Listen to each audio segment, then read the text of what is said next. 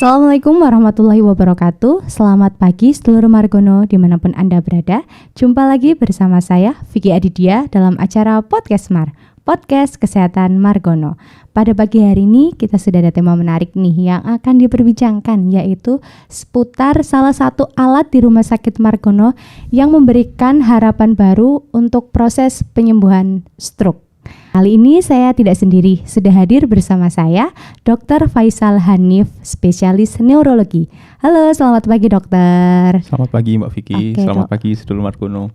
Ya, Dr. Faisal boleh memperkenalkan diri dulu nih dok. Oke, selamat pagi sedulur Margono. Perkenalkan, nama saya Dr. Faisal Hanif. Saya spesialis saraf atau spesialis neurologi. Kita bisa ketemu sedulur Margono nanti di Poli Saraf atau pada saat konsultasi di Poli Saraf. Oke, baik dokter. Dokter, ini terkait tema kali ini dok. Mungkin sedulur Margono di rumah nih ya dok, sudah sering mendengar nih istilah stroke ya dok. Dan dulu mungkin stroke itu hanya penyakitnya orang tua. Banyak juga nih di era sekarang anak muda yang terkena stroke. Stroke itu apa sih dok sebenarnya? Oke Mbak Vicky, jadi stroke itu sebenarnya adalah kelainan yang menyerang otak. Ya, utamanya adalah menyerang otak yang disebabkan adanya kelainan pembuluh darah. Baik itu berupa, ada dua jenis stroke. Ada stroke yang jenisnya sumbatan, itu penyebabnya adalah penyumbatan di pembuluh darah yang menyuplai darah ke otak. Atau stroke yang kedua yang jenisnya perdarahan, disebabkan karena pecahnya pembuluh darah di otak. Nah, stroke ini memang benar tadi, dulu itu hanya penyakitnya orang-orang tua. Tapi trennya ke sini 10 tahun terakhir, usia muda di atas usia 40 tahun juga sudah mulai punya resiko stroke. Jadi yang patut sedulur Margono ketahui adalah kalau mengalami gejala stroke di awal, itu harus langsung segera berkunjung ke IGD, langsung datang ke IGD rumah sakit. Gitu Mbak. Oke dok, itu kan tadi dampaknya itu apa sih dok kalau terkena stroke nih dok? Oke, nah stroke itu kan menyerangnya otak ya Mbak ya. Otak itu adalah organ yang mengatur seluruh fungsi di dalam tubuh. Terutama fungsi bergerak, fungsi berkomunikasi atau bicara, fungsi merasa, dan fungsi ingatan.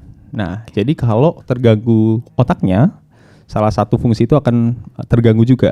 Yang paling sering dikenal sama masyarakat adalah kelemahan anggota tubuh. Iya, betul. Yang sifatnya separuh tubuh ya. Jadi kaki kanan, tangan kanan, kaki kanan jadi lemah. Itu salah satu bentuk stroke juga. Lalu ada bentuk yang lebih sulit dikenali, misalnya gangguan memori atau gangguan ingatan.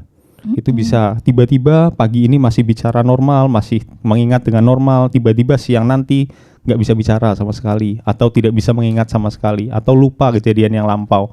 Itu juga bisa salah satu dari bentuk stroke. Intinya stroke itu adalah semua kelainan saraf yang sifatnya mendadak. Jadi tadinya bisa bicara, tiba-tiba nggak bisa bicara, itu stroke juga. Tadinya bisa bergerak tangan dan kaki kanannya, tiba-tiba jadi tidak bisa bergerak sama sekali.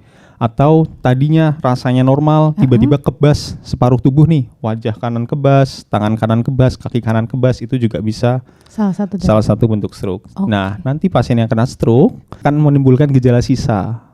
Gejala sisanya berupa kelemahan anggota gerak, sulit bicara, sulit komunikasi, dan gangguan ingatan. Itu biasanya yang dialami pasien setelah stroke. Gitu, Mbak. Oke dok, itu kan tadi banyak nih ya dok jenis-jenis stroke dan dampak yang ditimbulkan juga dok. Mungkin setelah terkena stroke ini dok, ada terapi atau ini nggak dok, terapi atau pengobatan yang bisa dilakukan nggak dok? Oke, utamanya pengobatan minum, yang obat tablet, obat diminum itu tetap kita berikan. Biasanya kalau stroke yang sumbatan kita akan berikan pengencer darah istilahnya ya, atau obat antiplatelet. Lalu pemulihan yang tidak kalah penting itu adalah pemulihan bagaimana mengembalikan pasien ke kehidupan sebelum sakit. Contohnya fisioterapi.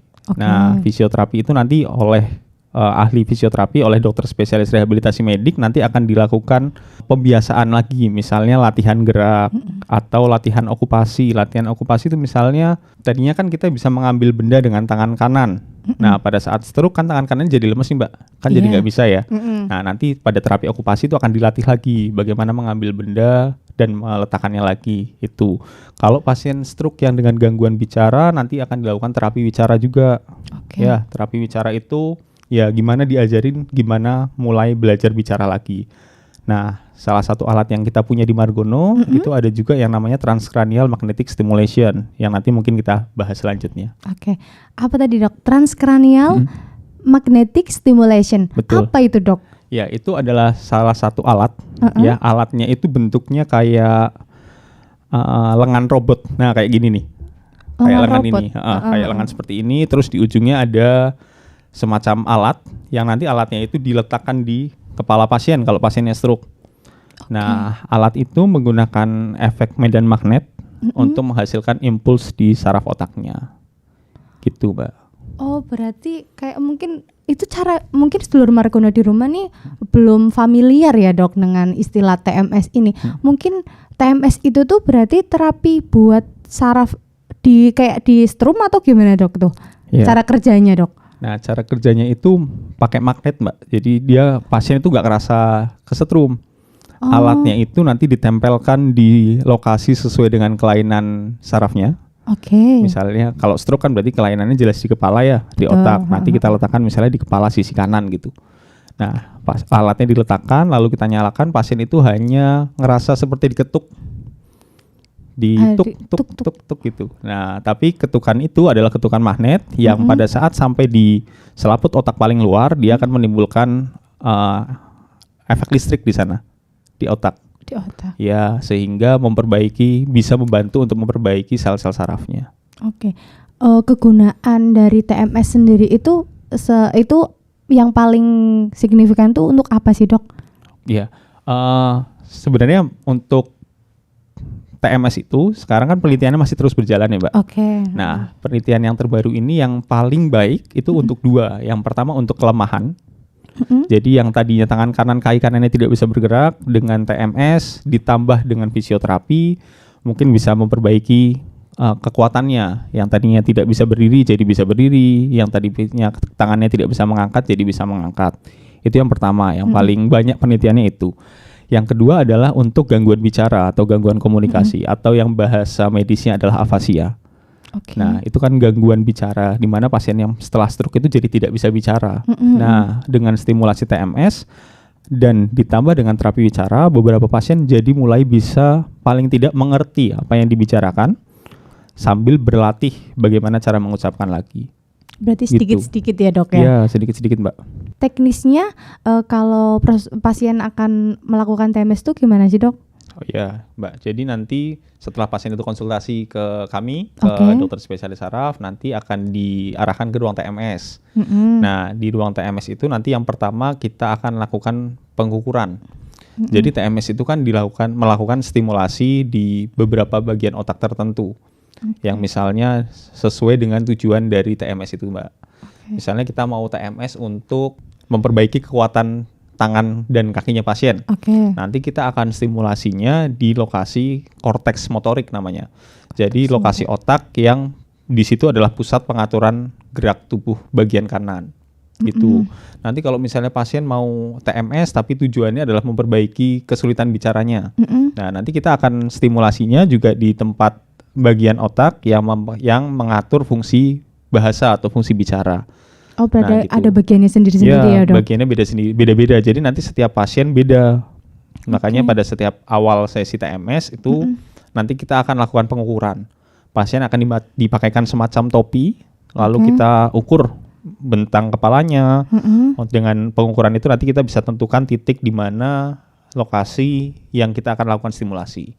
Gitu Mbak. Setelah itu nanti ditentukan juga dosis dari TMS-nya. TMS itu kekuatannya beda-beda setiap pasien. Oh, beda-beda ya? Beda-beda, nanti sesuai dengan berapa sih medan magnet yang bisa menstimulasi gerakan pasien gitu misalnya. Nah, nanti kita akan tentukan itu, lalu pasien setelah itu diposisikan, alatnya diletakkan, baru kita mulai prosedur TMS-nya. Nah, prosedur TMS-nya ini sekitar 20 sampai 45 menit, Mbak. Tergantung dari berapa titik yang kita stimulasi. Oh, berarti durasinya tadi sekitar 20 sampai 45 menit. 45 menit ya, dokter. Per sesi. Per sesi. Ya. Nah, nanti satu pasien itu untuk hasil yang optimal, sesuai penelitian itu satu pasien biasanya kita motivasi untuk melakukan 10 siklus. 10 siklus ya, berarti sekali. Jadi seminggu 5 kali. Misalnya hari Senin, Selasa, Rabu, Kamis, Jumat. Sabtu Minggu istirahat pasiennya. Nanti minggu depannya gitu lagi. Senin, Selasa, Rabu, Kamis, Jumat sampai 10 kali totalnya. Itu untuk protokolnya atau untuk prosedurnya seperti itu yang dijalani pasien. Itu kan 10 siklus ya dok, memungkinkan nggak bisa lebih dari itu atau kurang dari itu dok? Untuk saat ini kurang boleh di 5. Ya, tapi untuk lebih biasanya kalau 1 bulan kita stop di 10. Nanti bulan selanjutnya kita lakukan 5 siklus selama 6 bulan ke depan. Gitu biasanya protokolnya. Gitu. Berarti misal nih dok, bulan ini 10 siklus nih, berarti di stop, terus bulan selanjutnya kalau misalnya masih ada kelemahan juga, ya 5 siklus sampai 6 bulan gitu dok? Betul, iya. Oke. Gitu. Tadi TMS kan salah satu proses untuk penyembuhan pasien stroke ya dok. Betul. TMS sendiri bisa untuk semua pasien stroke atau ada kriteria khusus sih dok untuk bisa melakukan TMS itu? Oke Mbak, jadi kalau sebenarnya dari penelitian yang saat ini sudah banyak dilakukan, TMS ini paling baik untuk stroke yang stroke sumbatan jenisnya, atau yang kita bilang stroke iskemik. Nah, untuk stroke iskemik ini penelitiannya sudah banyak dan hasilnya baik-baik.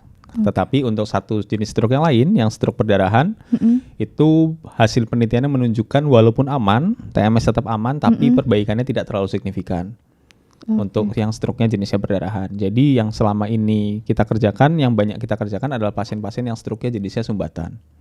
Nah, apakah semua pasien boleh TMS? Sayangnya enggak. Jadi semua pasien yang stroke nanti kita seleksi juga. Nah, pasien-pasien yang ada implan di dalam kepalanya seperti misalnya implan koklea, atau pasien-pasien yang sudah pernah menjalani stenting pembuluh darahnya, ya, atau pernah terpasang koil di pembuluh darahnya, itu tidak bisa kita lakukan TMS.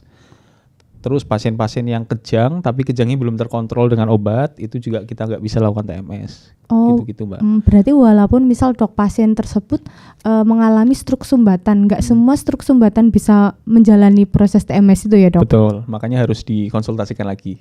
Nanti biasanya pada saat konsultasi juga kita tanya-tanya, kita jelaskan juga tujuan dari TMS-nya apa, perbaikan yang kemungkinan akan dicapai apa, supaya pasien itu nanti setelah prosedur juga bisa merasakan perbaikan yang dituju apa gitu Mbak. Ya, Dokter Faisal kan tadi menyampaikan ya dok, efektivitas di setiap pasien stroke kan berbeda-beda. Yang paling efektif itu pas apa sih dok? Ya Mbak, untuk TMS sendiri yang paling efektif itu tadi antara stroke sumbatan dan stroke perdarahan, lebih jelas lebih efektif di stroke yang sumbatan. Nah, kalau untuk waktunya kapan? Sebenarnya semakin cepat semakin baik, tapi optimal itu dalam waktu 6 minggu Mbak dari serangan pertama.